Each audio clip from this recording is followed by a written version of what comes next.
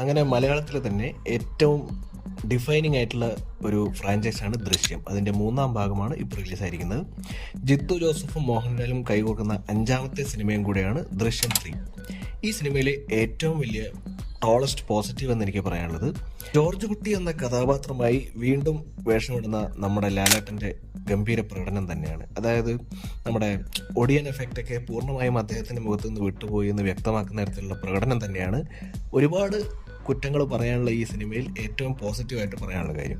ഞാൻ മറ്റ് താരങ്ങളായിട്ടുള്ള മീന, അൻസിബ, മുരളി ഗോപി, എസ്തർ, ഇർഷാദ്, പിന്നെ സിദ്ദിഖ്, പിന്നെ നമ്മുടെ ദൃശ്യം 2-ൽ നിന്നുള്ള ഇൻട്രൊഡ്യൂസ് ചെയ്യപ്പെട്ട കുറേ കഥാപാത്രങ്ങൾ ഇതിലേക്ക് വീണ്ടും തിരിച്ചു വരുന്നുണ്ട്. പക്ഷേ ഈ സിനിമയിൽ പുതുതായിട്ട് എഴുതി ചേർക്കപ്പെട്ട നമ്മുടെ ചില കഥാപാത്രങ്ങൾ, ഇപ്പോൾ വീണ നന്ദകുമാർ അതുപോലെയുള്ള ചില കഥാപാത്രങ്ങൾ, ആ കഥാപാത്രങ്ങളൊന്നും അത്ര നന്നായിട്ട് ലാൻഡ് ചെയ്തതായിട്ട് ഫീൽ ചെയ്തില്ല. ഇതിൻ്റെ ആദ്യ പകുതിയാണ് എനിക്ക് സത്യം പറഞ്ഞാൽ രണ്ടാം പകുതിയേക്കാളും ഇഷ്ടപ്പെട്ടത്. അതായത് ദൃശ്യം യൂണിവേഴ്സിലേക്ക് നമ്മളെ തിരിച്ച് കൊണ്ടുപോകുന്ന തരത്തിൽ അത്യാവശ്യം ലാഗില്ലാതെ ഒരുക്കിയിട്ടുണ്ട്. ഇന്റർവെൽ പഞ്ചും ഇന്റർവെല്ലിൽ ആ ഒരു എൻട്രിയും രണ്ടാം പകുതിയിലേക്ക് വരുമ്പോൾ വളരെയേറെ ഡ്രാഗിങ് ആയിരുന്നു. പിന്നെ ക്ലൈമാക്സ് പഞ്ചാണെങ്കിൽ ഒട്ടും ഇഷ്ടപ്പെട്ടതുമില്ല.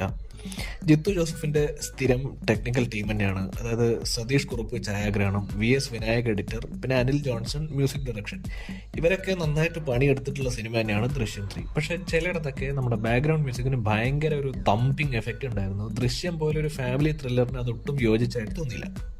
ദൃശ്യം 3 എന്ന് പറഞ്ഞാൽ സത്യത്തിൽ വളരെ സക്സസ്ഫുൾ ആയ ഒരു അച്ഛനും അതുപോലെ സക്സസ്ഫുൾ ആയ ഒരു ചേട്ടനുമുള്ള ഒരു അനിയൻ ഒന്നും ചെയ്യാതെ റിസ്ക് ഒന്നും എടുക്കാതെ ലൈഫിൽ സേഫായിട്ട് കളിച്ചാൽ എങ്ങനെ ഉണ്ടാവും അതുപോലെ ആയിരിക്കും നമുക്ക് തോന്നുക. അതായത് ഇത്രയും പേരെടുത്ത ഒരു ഫ്രാഞ്ചൈസിൽ നിന്ന് വന്നിട്ടും ഒരു ആവറേജ് അല്ലെങ്കിൽ എബോ ആവറേജ് അറ്റ് മാക്സിമം ത്രില്ലറായി ഒതുങ്ങുന്നു എന്നൊരു ഫീൽ നമുക്ക് ദൃശ്യം 3 തരുന്നുണ്ട്.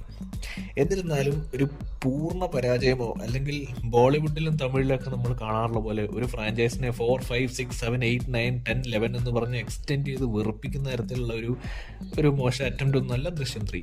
കുറച്ചുകൂടെ ടൈറ്റ് ആയിട്ടുള്ള സ്ക്രീൻ പ്ലേ ഡിസർവ് ചെയ്തിരുന്ന ഒരു സിനിമയായിരുന്നു ദൃശ്യം 3. അതുപോലെ ജോർജ് കുട്ടി എന്ന ക്യാരക്ടർ.